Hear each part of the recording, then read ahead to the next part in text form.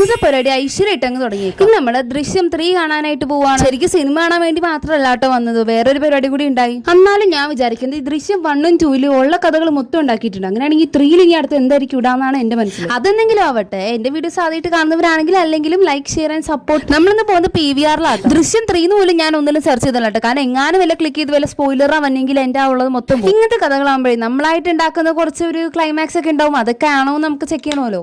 അതാണ് നമ്മുടെ മെയിൻ ഉദ്ദേശം. അങ്ങനെ ഞങ്ങൾ തിയേറ്ററിനുള്ളിൽ കയറിയുണ്ട്. സിനിമയുടെ ഓവറോൾ റിവ്യൂ പറയുകയാണെങ്കിൽ 1ഉം 2ന്റെ അത്ര എത്തിയിട്ടില്ല എന്നാണ് പറയേണ്ടത്. പക്ഷെ എങ്ങാനും കുഴപ്പമില്ല കാണാം. ദൃശ്യം 3ലെ ക്ലൈമാക്സിനേക്കാളൊക്കെ എനിക്ക് ഇഷ്ടമായ ഒരു കാര്യം പറയട്ടെ, കുറച്ച് ഫാമിലി എലമെന്റ്സ് ഉണ്ട്. അത് നല്ല രസമാണ് കണ്ടിരിക്കുന്നത്. നമ്മൾ 1ഉം 2ഉം കണ്ടവർക്ക് തന്നെ അറിയാം അതിൽ എന്ത് രസമാണ്. അങ്ങനെ ഫസ്റ്റ് ഹാഫ് കഴിഞ്ഞത് ഇന്റർവെൽ. ഫസ്റ്റ് ഹാഫിനെ പറ്റിയാണ് പറയണെങ്കിൽ കഥകൾ അത്ര മൂവ് ആയിരുന്നില്ല. പക്ഷെ സെക്കൻഡ് ഹാഫ് തൊട്ടാണ് കഥകൾ ശരിക്കും മൂവ് ആയി തുടങ്ങിയത്. ബട്ട് എനിവേ എനിക്കത് ഭയങ്കര ഇഷ്ടമായി. ഇന്റർവെൽ വരെ ഒരു തണുപ്പും തോന്നിയിട്ടുണ്ടായില്ല, അങ്ങനെ ഒത്തിരി തണുപ്പെന്ന് പറയാനായിട്ട് തോന്നിയില്ല. പക്ഷെ ഇറങ്ങി കഴിഞ്ഞപ്പോ കൈയൊക്കെ നല്ല തണുത്ത് മരവിച്ചിരുന്നു. അതൊക്കെ വേണം, എന്നാലാണ് ഇറങ്ങി കഴിയുമ്പോൾ ഒരു ഫീൽ ഇട്ടോളൂ. അങ്ങനെ ഇന്റർവെൽ കഴിഞ്ഞിട്ട് സെക്കൻഡ് ഹാഫും തുടങ്ങി. സെക്കൻഡ് ഹാഫിലാണല്ലോ ശരിക്കും കഥ ഇരുന്നത്, അതുകൊണ്ട് നല്ല രസമുണ്ടായി. അപ്പൊ ഇന്നത്തെ വിശേഷം ഇവിടെ തീരാണ്. സോ നെക്സ്റ്റ് വീഡിയോ ആയിട്ട് വരുന്നവരെ ബൈ ബൈ.